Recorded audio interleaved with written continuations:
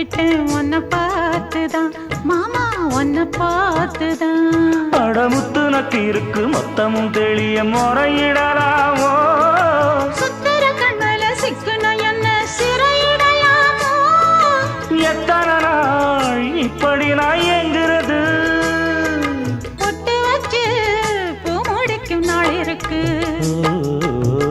புது வளையல அரைச்சு கொண்டையில தான் நினைச்சு மாமன் கிட்ட பேச போற மணிக்கணக்கா. தூண்டாமணி விளக்கு தூண்டி விட்டு எரிய வச்சு உன் முகத்தை பார்க்க போற நாள் கணக்கா.